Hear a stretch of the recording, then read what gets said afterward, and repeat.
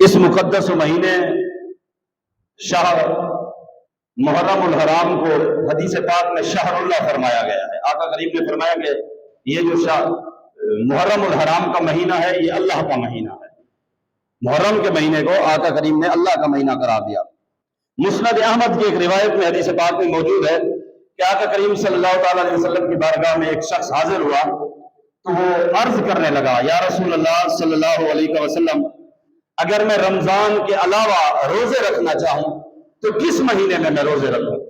یعنی رمضان کے بعد آپ مجھے فرمائیں کہ افضل مہینہ کون سا ہے کہ میں جس میں روزے رکھنا چاہتا ہوں۔ تو آقا کریم صلی اللہ تعالیٰ علیہ وسلم نے ارشاد فرمایا، رمضان کے فرض روزوں کے علاوہ نفل روزے اگر تم رکھنا چاہتے ہو تو پھر محرم الحرام میں رکھو، کہ محرم الحرام اللہ کا مہینہ ہے اور افضل ترین مہینہ ہے۔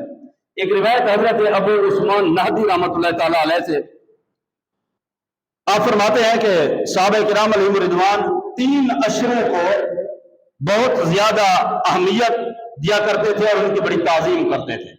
3 اشروں کون سے؟ آپ فرماتے ہیں کہ رمضان المبارک کا آخری اشرہ، یعنی رمضان المبارک کے آخری 10 دن، اور محرم الحرام اور ذی الحج کے پہلے 10 دن صحابہ کرام علیہم رضوان ان کی بڑی تعظیم و قدر کیا کرتے تھے، اور ان میں عموماً عبادت اور ریاضت کو بھی بڑھا دیا جاتا تھا۔